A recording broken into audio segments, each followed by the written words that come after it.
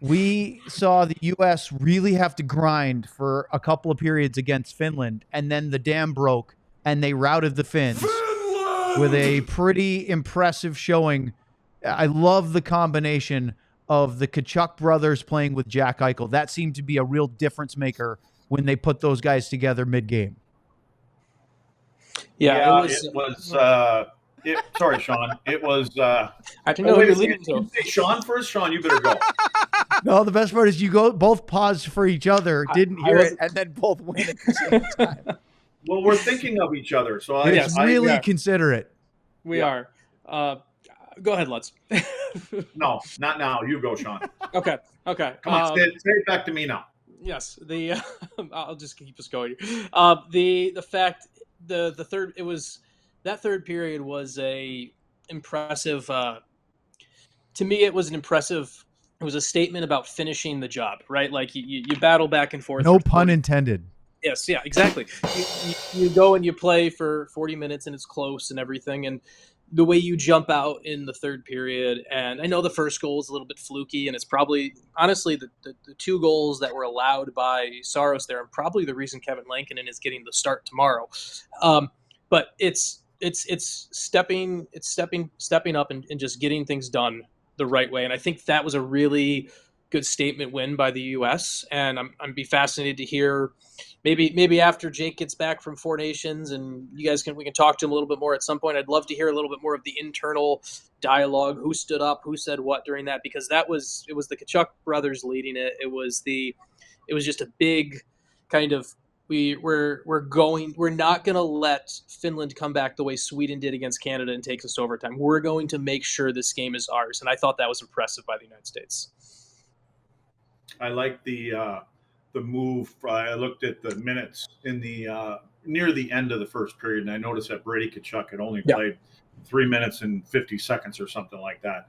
They come out and they tweak a line here and there, and all of a sudden you could see. I forgot a couple guys were even on the team, to be honest with you, and I ended up in the third period going, "Hey, did he play much at all here?" I felt bad for. A couple of guys, especially a captain from Detroit Red Wings. But anyway, I think that there was they wanted to narrow it down and start rolling a few guys over the bench a little bit more often and setting a tone, and you could see where it just appeared halfway through the second that it was a matter of time. I looked at Esa's minutes, and he was at somewhere around 21 minutes right near the end of the second period, and you could, and he doesn't even look like he's breathing hard. The guy can keep on rolling out there. But it was just, they were going to get, eventually it was going to get a little bit overwhelming. And when they got them two quick ones, it was kind of like the dam broke. What do you think, guys? We'll go Sean first. Sean's over here. Which way did you think what did you think of the Finnish players, the Dallas Stars, right? Lindell, Granlund, and Hintz. Your thoughts about the way they played last night? I like Granlund and Lindell's game. I thought Hintz looked. There's times where Roope looks, and we've seen it with Dallas, but it doesn't happen that it was one of those kind of apps there but not there games for Roope, which we've seen for Dallas before. And Lutz and I, we've talked about this before, where there's just the put your stamp on the game no matter what. You might not be feeling the crispest, you might not be the sharpest offensively, but find a way to make an impact overall and do something like that. And Hintz, to me, was just kind of he was there but absent. That was my kind of look at him. It was a bit sloppy. You could see that impacted his entire game. There was the 2-on-1 at one point where the Finns overpassed. It goes into his feet. And I'm not blaming him for not collecting that pass, but it was just kind of an epitome of what he did the whole game.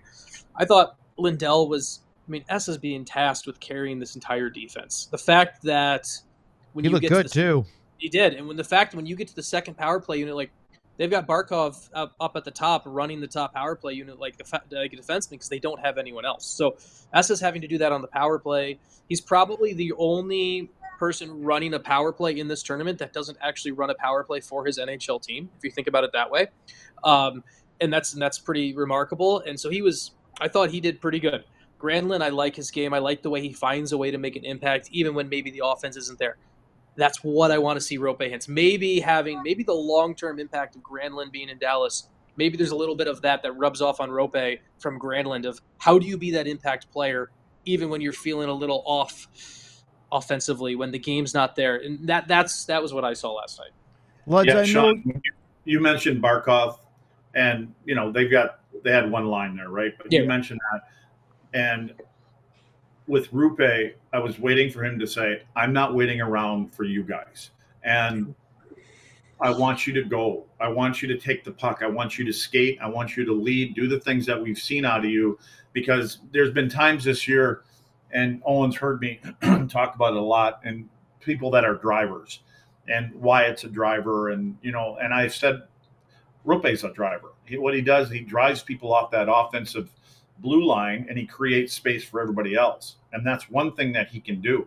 And I wanted to see him do that, and I just wondered if he in the Barkov shadow, and is he worried about stepping up at that point? But it's time for him to step up, because we all know he can do it, and we see when he plays that way, he can be a game changer. You just want to see the consistency from game to game. Selfishly in this tournament, yes, but I want that to carry over to when he comes back, and let him lead. He leads that type of game for the Dallas Stars on a nightly basis. Did you look, Luds, like, did it look to you like Hintz was deferring a bit too much, being a little too unselfish? That's my point. Is he was letting the bigger names, so to speak, the guys with the Stanley Cup, and do that. And again, I go to Barca. He's such a good player and such a complete player. Plays at both ends of the ring. It's the reason he has the success that he has. But it's almost like he didn't want to step out of his shadow. Like that's the guy. And you have to, because you can be that guy. You're getting paid to be that guy, and forget the money and everything. But we've seen what he can do, and I just want him to carry the flag, like lead the guys into the battle. It was problematic. It was reflective of, it wasn't just Hintz too. It was reflective of all the other guys who should have done that for Finland. What did Sebastian Aho do last night? What did Mikko Rantanen do last night? Those are two guys who, if you're watching and you're in Team Finland's practice or meeting today or whatever, you're looking at that and you're circling those three guys and you're thinking, how do we get them to impact the game? Obviously, it's great playing with Barkov. He's the captain. He's the leader. Everything like that. But be right there with him. And I think that's a message. It's not just for Roope. It's for Aho and Rantanen, because they were ghosts too last night. Sean, let me ask you: is Let's there? Is Yuri there? He's obviously there, right? Yeah, he's there. Do you think? And you've done some sit downs with him. And again, I know Let's being the Let's as a player, but do you think he would be a guy that could go up to Roope and say, "Listen, we need more from you. Like, you can give us more." Yeah, I'm fascinated, Luds. This is a great larger conversation I don't know the answer to. I'd be fascinated to see, because Yuri's not going to go yell at a guy. He's going to go ask for a guy to be more of them. But he's also Yuri is very quiet and directive. He's stern, but he's very quiet and direct when he deals with guys. And so I do wonder, just like, if the one-on-one talk, I wonder how effective it would be just from how well a player receives it. And this is a much larger question I don't know the answer to. Just like, I wonder with today's player how much that type of one-on-one from the GM, who is not as voracious and loud, how that would go over. I'd be fascinated by, but I could definitely see Yuri being part of that conversation, especially with his ties to knowing Roope's history through Dallas and all of that stuff. So it wouldn't surprise me. I would just be curious to see what the effectiveness would be, and I don't know the answer to that. Do you guys think that the experts that I've heard say that Finland can't win a game if it's not 1-0 or 2-1 are right? Meaning, I look at some of the forwards on this Finnish team and I say, Sean, you mentioned Aho, Mikko Rantanen, Arturi Lehkonen is a heck of a player, maybe more of a complimentary kind of goal scorer versus a driver like Luds was talking about. But then you've got Hintz and you've got Teravainen, who's got plenty of skill. I look at this group and I say they should be better at creating offense. I mean, obviously the Miro Heiskanen hole is massive for them because he's by far their best defenseman. But Esa's there. The question is that does this team have any chance of doing anything other than grinding out a 1-goal game? I know, and Owen, I don't think it's the forwards. Honestly, I don't think it's the forwards. I think the issue is for Team USA. You're looking at your forward or Team Canada, right? Because we just talked about Thomas Harley. You're about to bring Thomas Harley in as a break in case of emergency type, when it comes to moving the puck and pushing the puck up. So many of the Finnish defensemen are chipping out off the boards, chipping glass out, high flip plays. Like I know Joka Harju scored the goal the other night. He got in on the rush. I actually liked his game a little bit, but to me, a big part of it is where's the connection there for Finland? One of the reasons they have to win 2-1, win 1-0 or whatever games is because I think the forwards, if you put Team Finland's forwards with Canada or the USA's defense core, or even Sweden's defense core, you'd be like, oh yeah, they can win this many games. To me, it's the full ice transition of getting up and getting through and that connective point. So I don't think it's the forwards, honestly. I think it's you don't have Adam Fox, you don't have Cale Makar, you don't have the depth of all three pairs who are going to push the play and trying to think about scoring to the other net. And it's so much more of a live and fight to survive the next play type grouping. Lud, do you agree with that? On Yeah, Finland? I was going to ask Sean. Sean, when I think of Rantanen and Aho, not knowing him obviously at all, but watching him play, I get the sense that they're support players. Rantanen was a support player to the big guys that are there. Aho, I don't know enough about to say that he doesn't seem like a guy that's going to take charge. They're quiet people to start with most of the time. It doesn't seem like they're going to go out and say, "Let's go, guy, follow me." Yeah, and I think that is fair. I think I think it connects in two different ways. I think Rantanen, you look at his history in the NHL, and obviously he's a tremendous player, but it's a lot easier to be number 3 on the billboard than number 1, right? So in Colorado for the longest time, McKinnon, Makar, even when Landeskog was it's a lot easier to be number 3. It's a lot easier to be the support player that is the guy that just bullies and follows around like that. Aho plays in Carolina. Aho is a difference maker. He is a driver.